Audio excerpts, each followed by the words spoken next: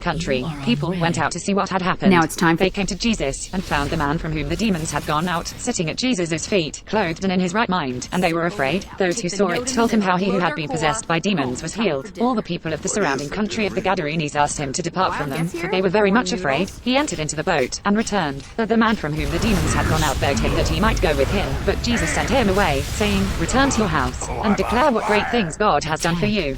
He went his way, proclaiming throughout the whole city what great things Jesus had done for him. It happened, when Jesus returned, that the multitude welcomed him, for they were all waiting for him. Behold, there came a man named Jairus, and he was a ruler of the synagogue. He fell down at Jesus' feet, and begged him to come into his house, for he had an only daughter, about 12 years of age, and she was dying. But as he went, the multitudes pressed against him. A woman who had a flow of blood for 12 years, who had spent all her living on physicians, and could not be healed by any, came behind him, and touched the fringe of his cloak, and immediately the flow of her blood stopped. Jesus said, "Who touched me?"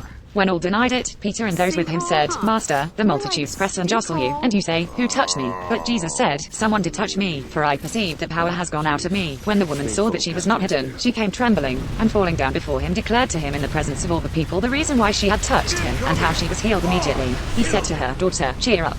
Your faith has made you well. Go in peace." While he still spoke, one from the ruler of the synagogue's house came, saying to him, "Your daughter is dead. Don't trouble the teacher." But Jesus, hearing it, answered him, "Don't be afraid. Only believe, and she will be healed." When he came to the house, he didn't allow anyone to enter in, except Peter, John, James, the father of the child, and her mother. All were weeping and mourning her, but he said, "Don't weep. She isn't dead, but sleeping." They were ridiculing him, knowing that she was dead. But he put them all outside, and taking her by the hand, he called, saying, "Child, arise." Her spirit returned, and she rose up immediately. He commanded that something be given to her to eat.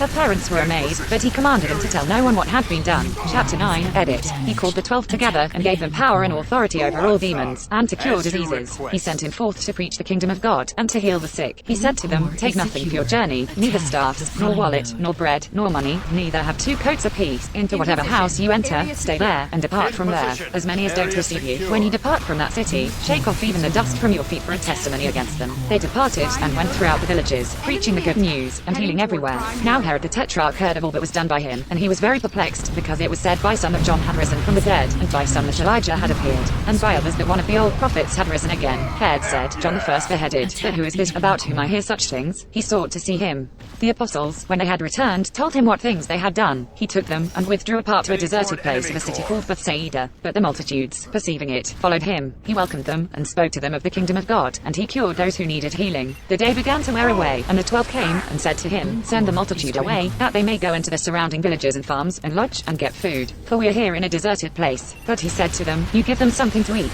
They said, "We have no more than 5 loaves and 2 fish, unless we should go and buy food for all these people."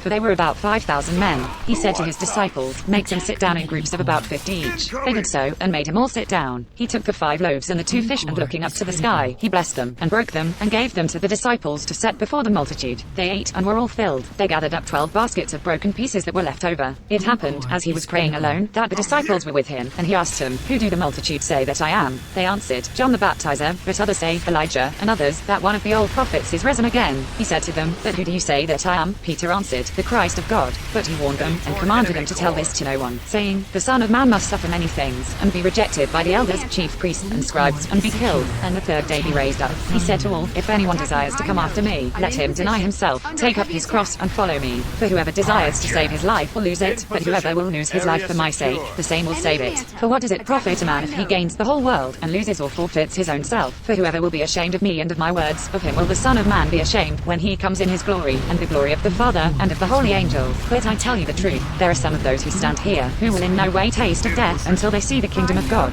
It happened about 8 days after these sayings, that he took with him Peter, John, and James, and went up onto the mountain to pray. As he